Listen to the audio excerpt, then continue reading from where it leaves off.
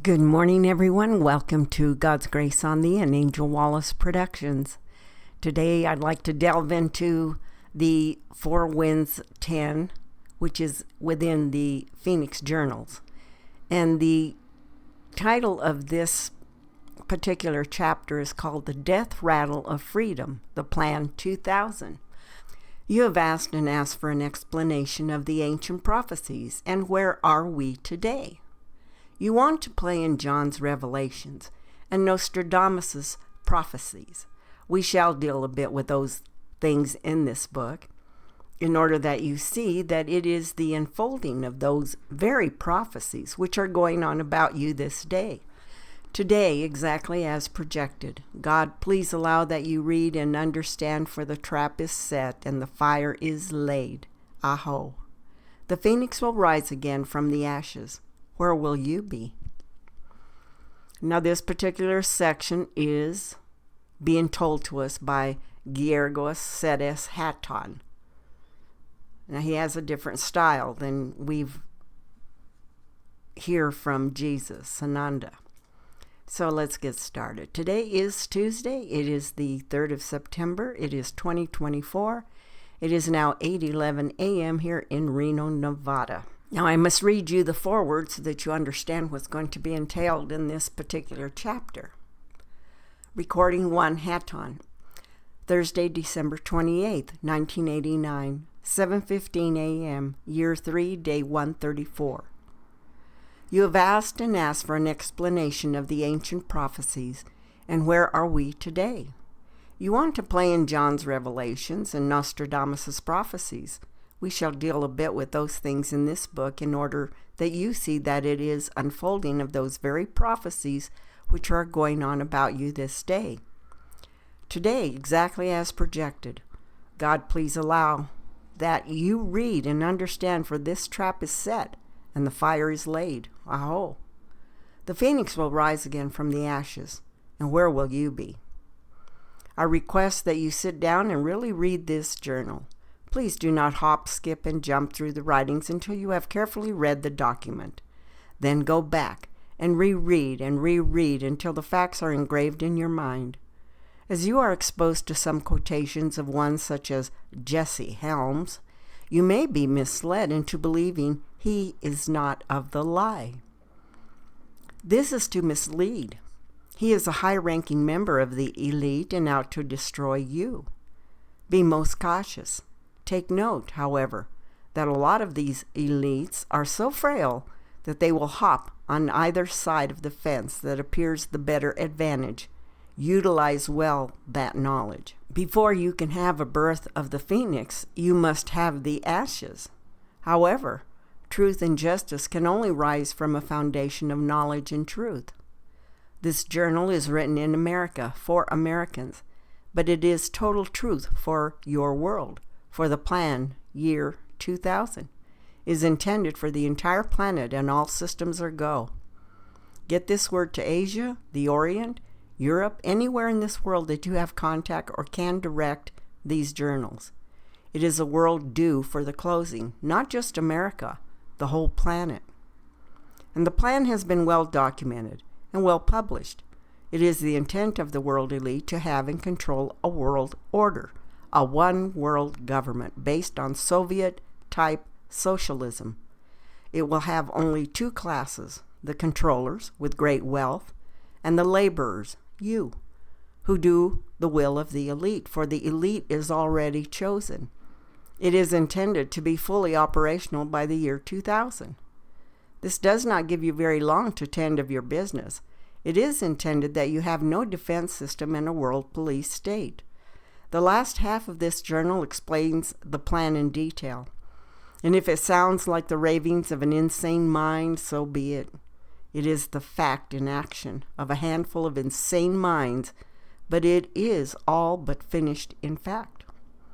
The groundwork has been laid beginning over a century ago.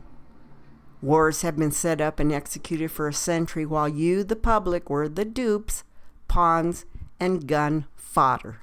The evil rulers have already taken over your government and your religious institutions, your schools, and your very freedoms.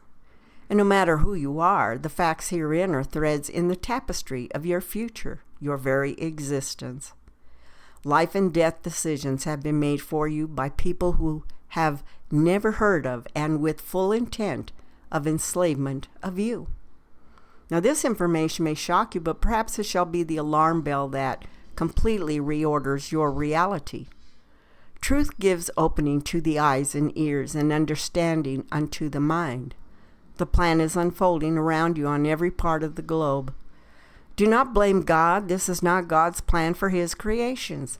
This is the plan of Satan in its vilest format. It is God's plan that you come back into truth and balance with him to see this planet through her rebirthing. It was never intended that Satan win in the ultimate game. So be it. Now, after you have read this journal and some of the backup documents which will confirm every statement, you will wonder, what can you do? Well, there are most certainly are things that you can do. You can refuse to allow it to go further. There is tremendous power, solace, and victory in refusing to be further deceived. Each of you must go within and look at which you are the talents which you have and begin to take action. Do something positive. If it only is to speak out and get the word scattered to the four corners of the world, it is only through truth that there is hope. Support ones such as John Stockwell, former Director of Operations in the CIA, who speaks daily of how it is for his soul could bear no more of the lies. There are many now who dare and face the killers every day of their lives to bring you forth the truth before it is too late. This one man has several publications. Demand that your bookstores get these reference books and get them to the public. Knowledge is your sword.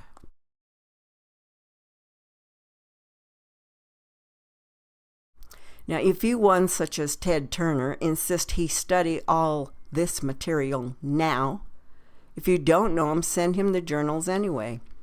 Try the ones on the TBN Paul Crouch and bombard him with the journals. These are the ones with the independent networks who can actually do something. Try C-SPAN. Try anyone you know or can think of. You do not need to know them. Oberly, place addresses for these ones at the bottom of this forward, please. And send copies to Robert Redford. He just got an award for his ecological works. Paul Newman, Martin Sheen, Chris Christopherson, Steven Spielberg, Ron Howard, Mr. Spock, Star Trek. I cannot name them all, so be creative. Dennis Weaver, John Denver at Windstar Project. Barrage them and demand action from them.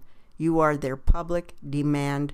They respond. Write the publisher, Phoenix Source Publishers, Inc., for they risk more than you can imagine on your behalf. Write the scribes and editors and printers of these journals through the publisher that they can realize they are reaching. Write the publisher, Phoenix Source Publishers, Inc., for they risk more than you can imagine on your behalf. And write the scribes and editors and printers of these journals through the publisher that they can realize they are reaching through. It is a most fearful and lonely journey indeed. And ask again, within self, what can I do? And do it.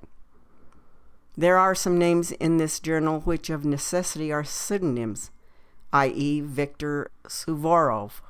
He is under sentence of death for his defection. You must protect your brothers. Will it be the birth cry of the phoenix that shall be heard throughout your lands? Or is it the death rattle of freedom? It is ultimately your choice, and you have less than 10 years to regain your control, for the world order has rewritten your constitution and are selling your country by treaties and executive orders. And you sleep on while your children die in the conjured-up wars and escapades set up as distractors to gain more control. Get sick, get angry, and get busy. You must get your truth in order. You must get your survival shelters in place and stocked. Only you can stop being a person of the lie. Only you. And God will most surely help those willing to help themselves and ask. Ye must ask. Giergo Seres Haton. Chapter 1. Recording 1 Aton, Monday, December 11th, 1989, 8:30 a.m., Year 3, Day 117. The third virtue that escapes your memory is that in which you excel, Chela, Wawasintanka, fortitude. You have just forgotten. These things must be told and put into the press that my people can be in the remembering. I am Grandfather Aton to speak to you. Your mind shall be kept veiled in your consciousness, for man is not yet ready to hear it all, and man's tongue is attached so solidly to his consciousness that it spills over as prompted by his ego. Ye shall simply clear of all dark clowns from your space, and write that which we bring to you just as you have been doing these months past. If my words bring embarrassment or a swish of guilt upon ones who are in the receiving, then it is time that they pay attention. Nothing more and nothing less. You walk the road of light, and messages are not always for you to decipher, much the less for you to project in your interpretation. And you shall be given to understand the difference. You shall seek wisdom, which is the first virtue. First in all things, and the rest shall be added in properness. You shall persist in wuhitika, which is bravery, for you know the best and the worst. From the worst shall rise the best. You shall also continue to put my truth to the pages, lest you fail your last test, that of Wokan Tonaka, generosity. As truth is given forth, and ones who receive clutch it and make generosity. As truth is given forth, and ones who receive clutch it and hide it in the darkness, or sell it in for earthly worth greed, or putrid ego satisfaction. The virtue of generosity is lost, for unless you give it forth, you cannot receive of the abundance back into the beingness, which is truly you within. Wisdom comes from the errors committed and not repeated. So be it. And with wisdom comes the knowledge that all things are binded together by the strands of each bound together as the cohesive whole. Wisdom is the recognition and reverence, not worship, of the seen and the unseen, the known and the unknown working together and interacting in such a way as to bring balance unto that which is the creation of that one from which you come. But simply to be in the knowing does not bring wholeness, for unless there is the act of generosity and sharing, action, the fourth virtue is failed. Heed well the remindings of the ancient teachers who have willingly come forth again to point the directions. 2,000 years past, in the traditions of those you label today, the Hopi, came a warning which men ignored, and yet has been repeated again and again from your great wise men's sages. And when you see a gourd of ashes in the sky, you will know that the great purification is at hand. Whether you wish to realize it or not makes no difference whatsoever. And 2,000 years ago, the truth was again brought by one who represented truth, and you were again told, there will be wars and rumors of wars, earthquakes, famines, pestilence, men fainting with fear, and with the foreboding of what is coming on the world, for the powers of the heavens will be shaken. You have been told before that ages of newness would be filled with chemical pollution. You have been told that there would come severe floods upon the lands and severe droughts. Volcanoes will erupt, and you will be plagued by earthquakes, massive erosion, and vast inundations. And there will be great and drastic activities, earthquakes, volcanic eruptions, bizarre weather patterns, and these will especially be prevalent in what you call the Ring of Fire, stretching from the south of the Sea of Peace and Japan to the western mountain chains of North and South America. Ah, yes, Chela, it's not only in your placement, for it shall engulf the totality of the Earth Mother. but you are given that which is in your realm of attention and existence. And you shall be given those things about your world so that they can be integrated for all peoples. There are others who shall be given those insights. There is no point in focusing upon these things. They are but the cleansing and the renewal and the casting off of the old. They are but the clues to the timing sequence. The man can understand his slothful ways and quicken his attention. As Little Crow suggests, quit looking into the reflection glass, for that is not who you are. Look within to the truth of self and see who you might be hiding within that cumbersome machinery. 'Tis the journey within that is ultimate, not the reflection from a looking glass, for the glass stops your vision just beyond your nose, and vision must flow throughout infinity, beyond man's puny limits. There is only brotherhood within the vision quest of ones who come from the thunder peoples and the sky brothers. These ones were labeled the bird tribes, for when they were labeled thusly, only birds flew within the consciousness of experience. Oh yes, Chela, I can explain these things unto you, and I shall do so in many ways, through carefully chosen receivers and transmitters, that they can be written in a way in which each individual entity can be made to understand. Now you must place into perspective that which has occurred upon your globe of manifested experience. You watch man unearth another man from apparently another time, a skeleton, a bowl of primitive clay fragments, pieces of stone and sharp glass-like flint tools. You look and you marvel at the findings, while you overlook the grandest discoveries of the cycles of time. These places are unearthed because they represent the beginning, not the ending. When the old continents are again thrust up from the eons of cleansing under the seas, life shall need begin again, and man always insists on starting over. His destructive and evil nature comes forth and destroys, and the mother is forced to again cleanse. So she rolls over in her bed and washes away that which is evil, and without purity, and that which is man created is lost again into its elemental forms. But that which was remaining of the elemental species is left for the next generation of modern man to find and exploit. For man must always come into truth of it. There is nothing more and nothing less. And all he can gather are his experiences and his growth and recognition of the vast infinity of the creation where he exists forever. And as the old comes forth, all that is brought back is the basic beginnings of what appears to be life. And new fragments of geographical locations are always left to remain, that there might be continuation of a species. Man was always man. Man was never a fish nor an ape.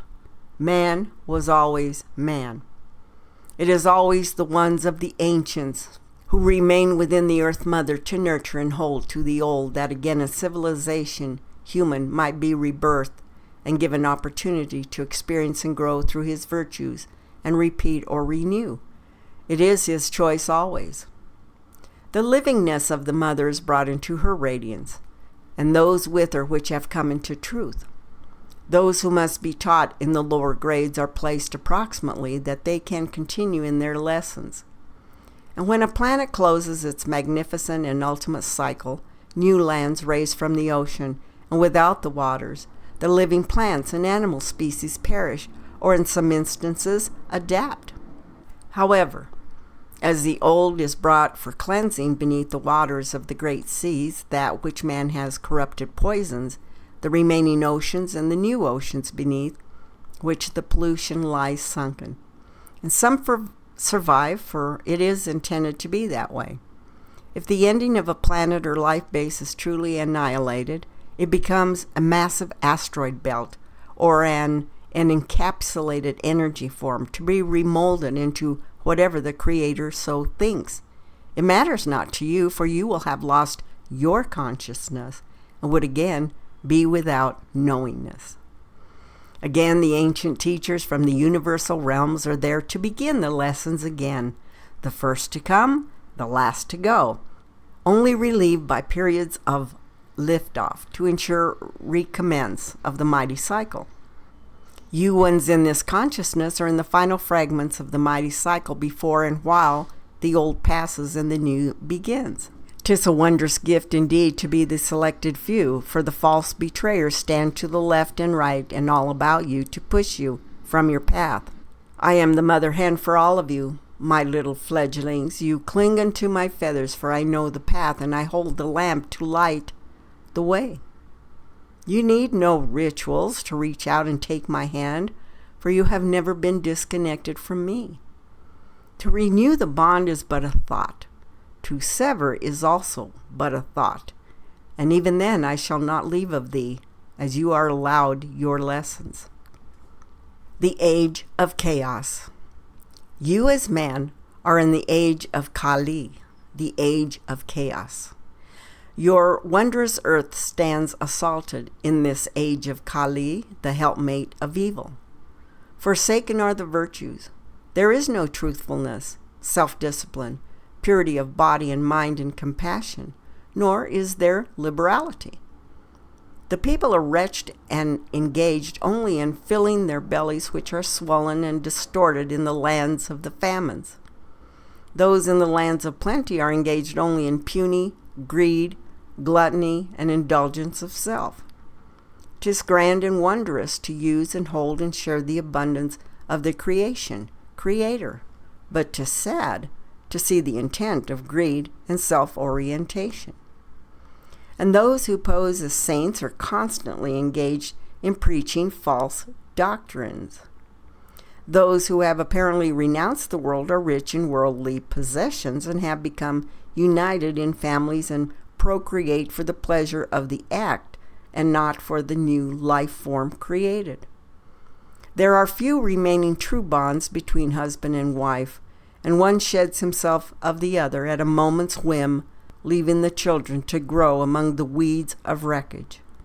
All spiritual discipline stands consumed by the wildfire.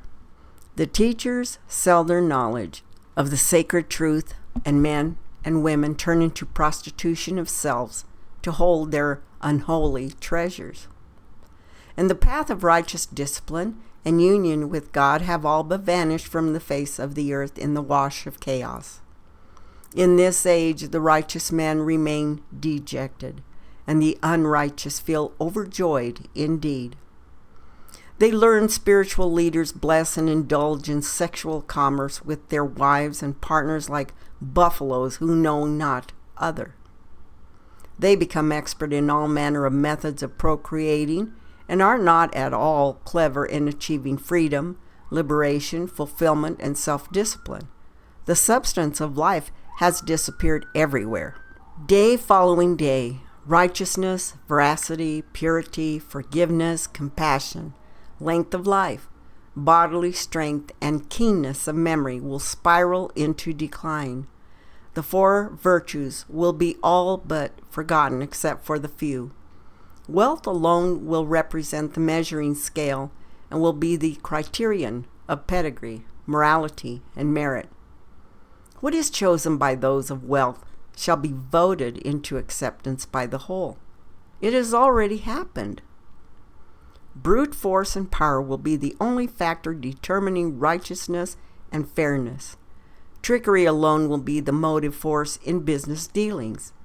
Incapability of affording sexual delight will be the only criterion of masculine or feminine excellence.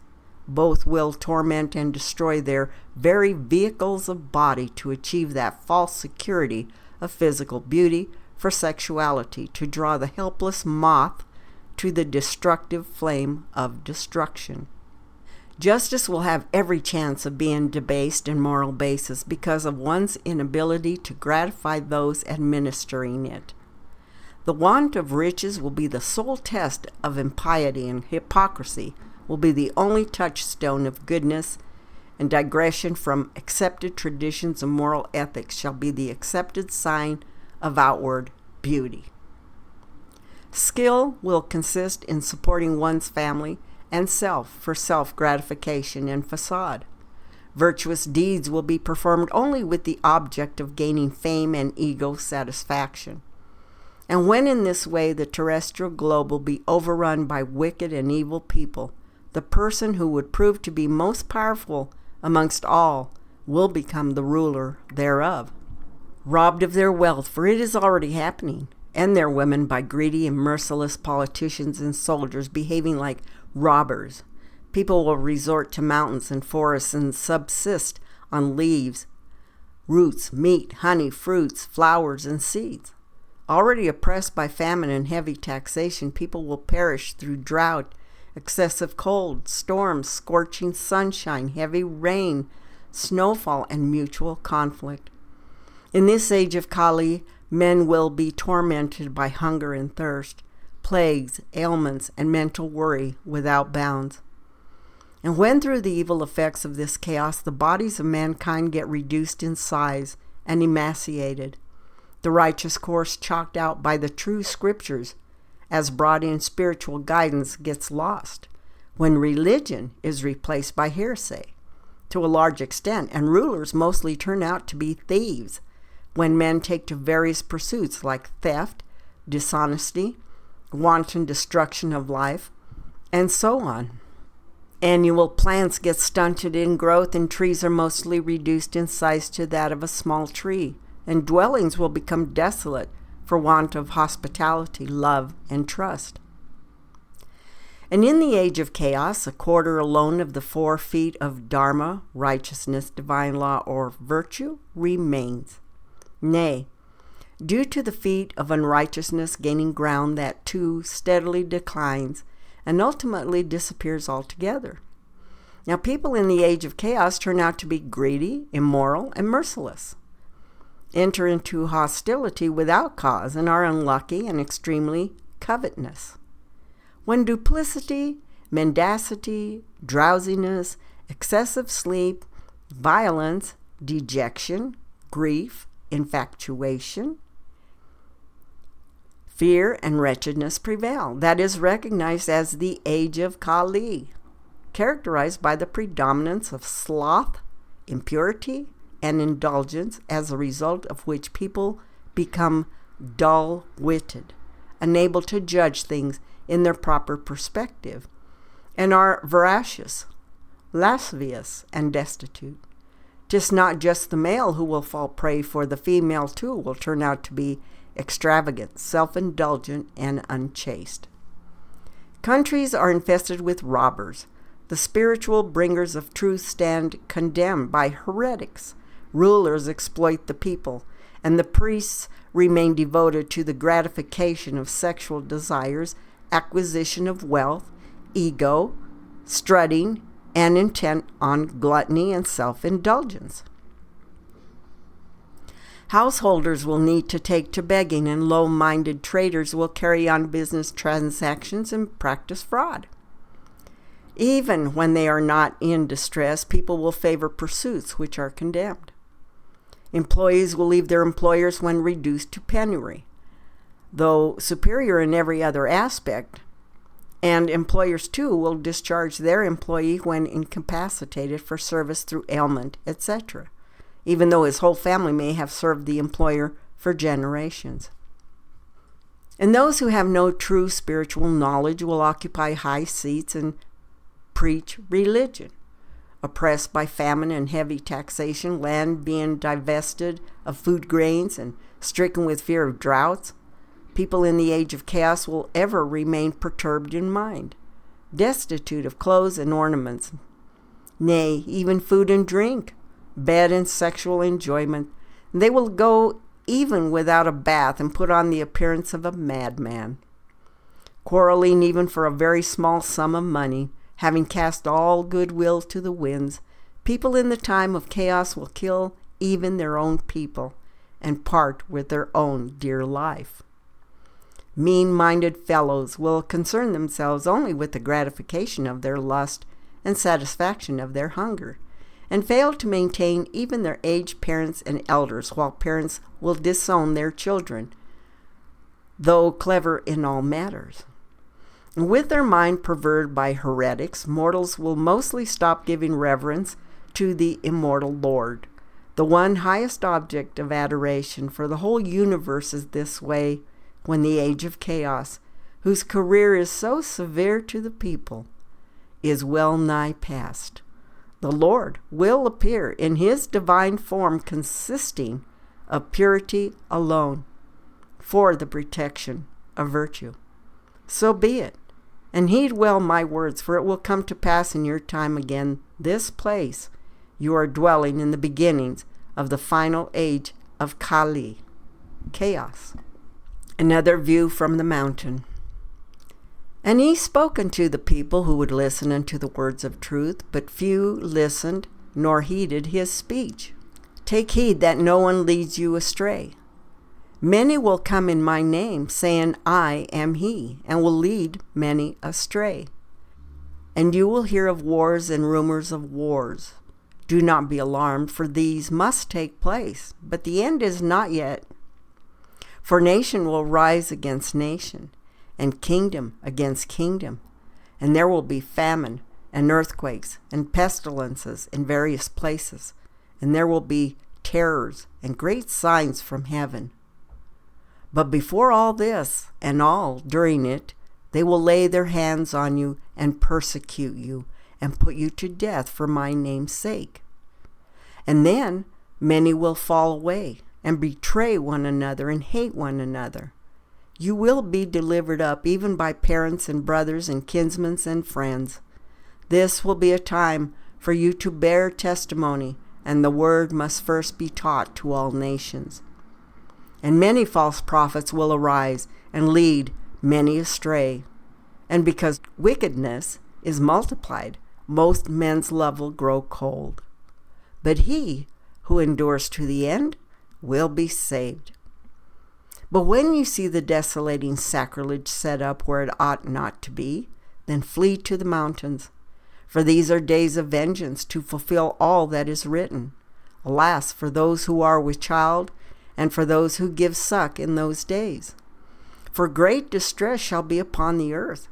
There will be such tribulation as has not been from the beginning of the creation which God created until now, and never will be.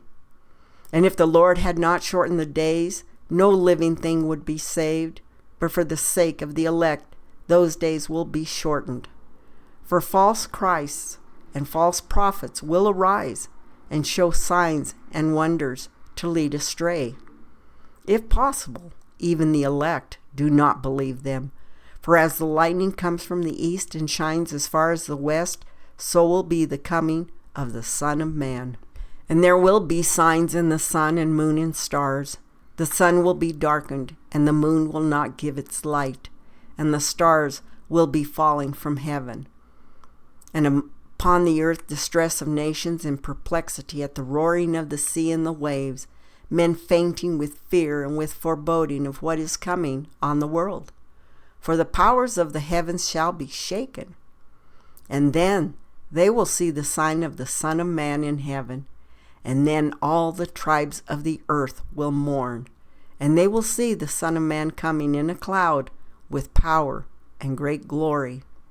And he will send out the angels and gather his elect from the four winds, from the ends of the earth to the ends of heaven.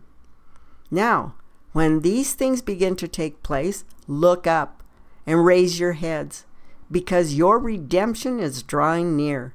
And when you see these things taking place, you know that the kingdom of God is near. Truly I say to you, this generation which sees these signs will not pass away until all has taken place.